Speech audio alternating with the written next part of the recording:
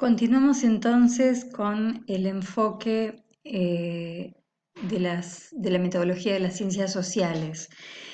Terminaba de describir el enfoque naturalista. Resumidamente, dijimos que sus explicaciones eran modelos para deducir leyes universales, eh, que hablaba de una sola metodología, que eh, la modelización era reductiva, esto quiere decir los modelos teóricos, explicativos, que eran la manera de mirar los fenómenos de acuerdo a las reglas del juego, hablaban de un hombre que con su racionalidad actúa en función de sus intereses particulares.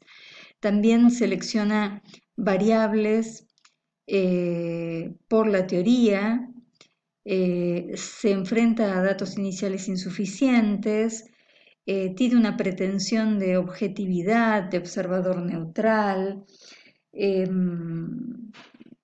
describe, explica, predice eh, y sostiene esta cláusula que justifica que los errores de predicción se realizan por los factores distorsivos o aquellos no contemplados.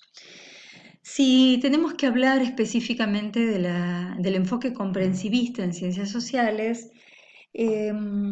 vamos a decir que este enfoque habla de las motivaciones sociales del individuo respecto a sus valores, a sus ideales como la libertad, la igualdad. Para comprenderlos utiliza una doble crítica, una crítica dialéctica o reflexiva y una crítica empirista. La crítica dialéctica compara los valores de una sociedad con los de otra sociedad y a partir de esta comparación pueden objetivarse los valores. La crítica empírica evalúa la coherencia entre lo que se dice y lo que se hace, la sustentabilidad de lo que se enuncia o propone, no iniciar acciones irrealizables y evalúa las consecuencias deseables e indeseables de las acciones, sobre todo en la práctica política. Este enfoque comprensivista reconoce características como la libertad de los actores. Cuando hablamos de la libertad de los actores, hablamos de la libertad de los jugadores, ¿no? Aparece la teoría del juego y entonces los jugadores tienen libertad de movimiento y esto sucede dentro de las ciencias sociales. Como dijimos, al tratarse de motivaciones de la acción, podemos pensar que las acciones encubren relaciones de control, de opresión y de sumisión, que no están en un primer plano, pero sí que la suponen.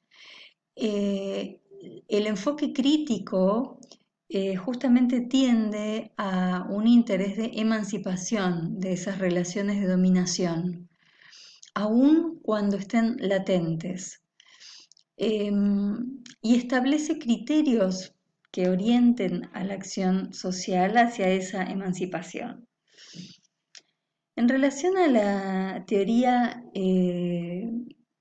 al enfoque naturalista, cuando hablamos de la economía, va a centralizarse en la capacidad de predicción que tiene similar a las ciencias naturales.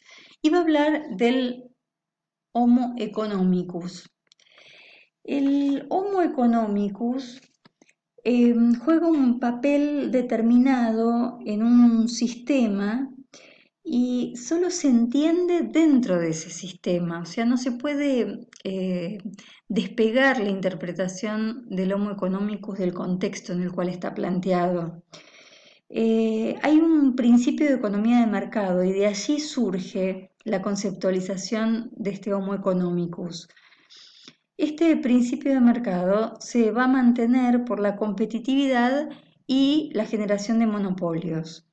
Va a seguir intereses ofreciendo los mejores servicios y productos a los precios más bajos que sus competidores, ¿no? La competencia en el mercado implicaría mayor calidad, menor precio y mayor productividad.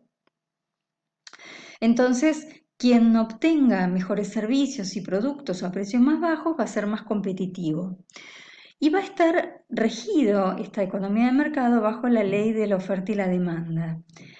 Imagínense un empresario donde si su rendimiento no es satisfactorio, entonces no va a ser elegido, y si no es elegido por los consumidores, va a ser destruido su negocio.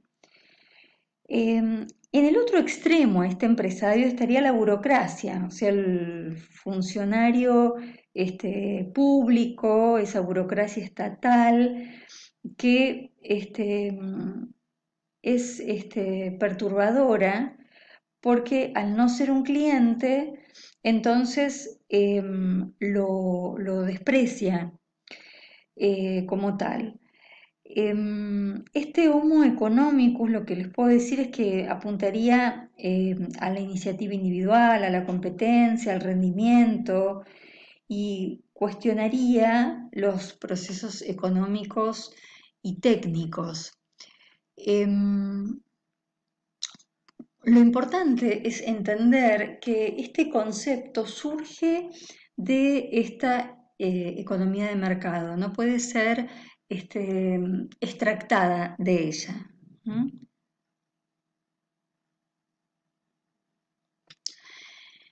Para seguir hablando del enfoque comprensivista y qué tomamos de las ciencias naturales a las ciencias sociales, hay un problema en relación a la insuficiencia de los datos iniciales. En las ciencias sociales, ¿qué pasa con los datos iniciales? Dada la variedad de actores, de factores, de relaciones, de procesos, es imposible relevar satisfactoriamente todos los datos iniciales. Entonces tenemos que hacer un recorte de ellos de acuerdo a criterios de relevancia de la propia teoría. Cuando nosotros hablamos de un mecanismo de relojería, estamos refiriéndonos a un cierto paradigma donde todo es previsible, todo es controlable, todo es cuantificable y todo se transforma en otra cosa.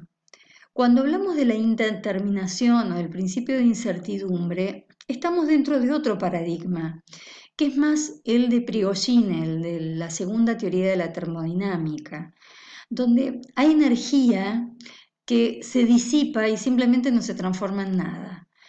Entonces, en vez de haber una tendencia al orden, hablamos de una tendencia al desorden, a que las cosas se desordenen, se desorganicen, que haya una tendencia a los desequilibrios, a la indeterminación. Por eso, en relación a las ciencias sociales, los sistemas van a ser más indeterminados, van a ser más inestables y eso va a dificultar las predicciones, porque pequeñas variaciones de esos datos iniciales van a resultar en grandes cambios en el sistema. Volviendo a la especificidad de las ciencias sociales, podemos decir que entonces hay una libertad de los actores. Y decíamos que esta libertad de los actores aparece dentro de la teoría del juego, donde la libertad de los jugadores establece la principal especificidad de las ciencias sociales. Dentro de la teoría van a existir juegos de suma cero, donde uno gana, otro pierde, otros de tipo competitivo, otros juegos de suma positiva, donde todos ganan, juegos de tipo cooperativo y juegos de suma negativa, donde todos pierden, o juegos mixtos de tipo cooperativo y competitivo. Además de la libertad, existe la confianza en el mercado y se ven los conceptos también, como la teoría el teorema de Thomas, de predicción suicida y de profecía autorrealizada. La predicción suicida aparece cuando se rumorea que algo va a suceder y finalmente sucede.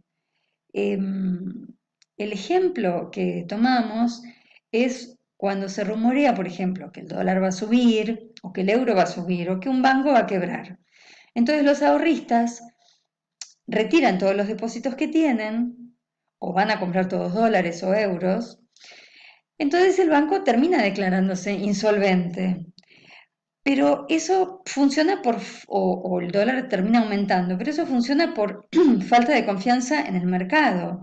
Entonces esa profecía autorrealizada em,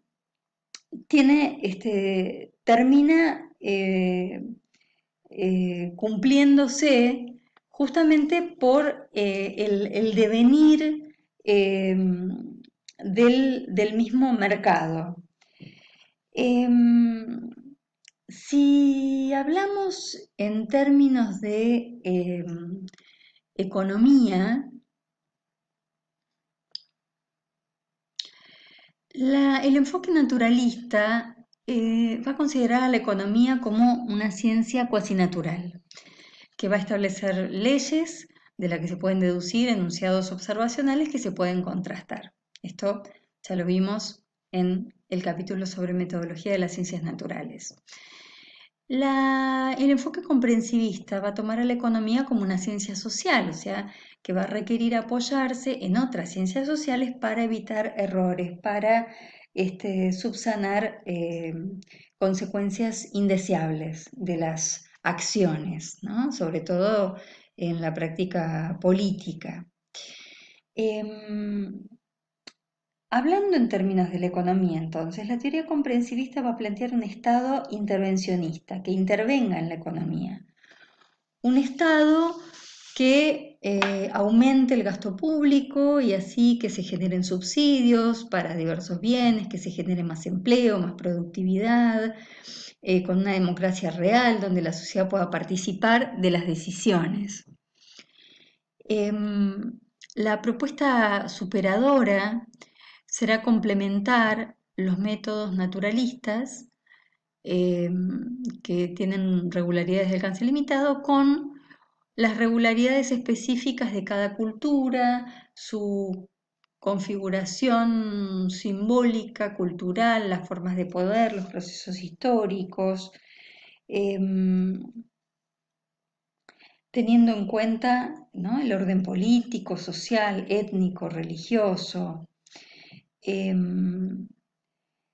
Y si hablamos, por ejemplo, de una crisis económica, nunca podríamos adjudicarla a un solo factor, ¿sí? Sino que tendríamos que tener en cuenta todos estos factores, o sea, todas las motivaciones sociales en juego.